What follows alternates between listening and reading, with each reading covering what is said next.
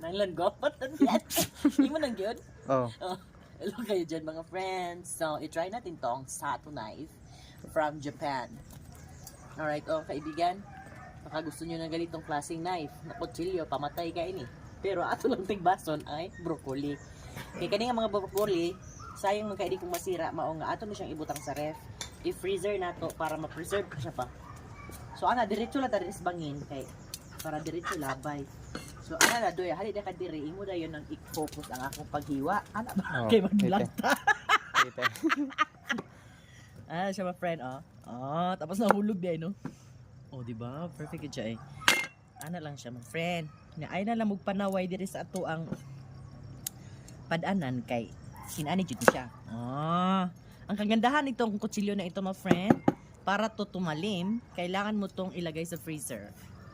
Hayote. I-freezer mo siya, yes. Para mas, para magtalim siya agad. So, ganito lang ang gawin ko dito sa broccoli na ito, my friend.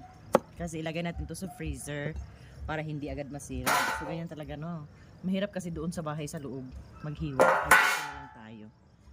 So, ayan na. Ganyan-ganyan lang yan siya, my friend. Nga, murag daghan pa kanya itong hiwaon dire. Magunit sa si Dodong dia. Ito. Ano siya, my friend? Kumakain ka ba ng broccoli? Tapos ito, mga friend, pwede mo ba itong kainin? Basta malambot. Imura na siyang anaon. Kaning gitna. Kaning iyang istot. Kani siya ang kutsilyo. Dili na siya. Mas tsada gini siya sa kanang kuan. Ibabad din mo siya sa freezer kaysa sa imong tahason. Fairness naman dito. Ganda siya. Mura lang. So, yun lang mga kaibigan. Thank you for watching. But now, if you're interested in my yellow basket, salamat, Ray.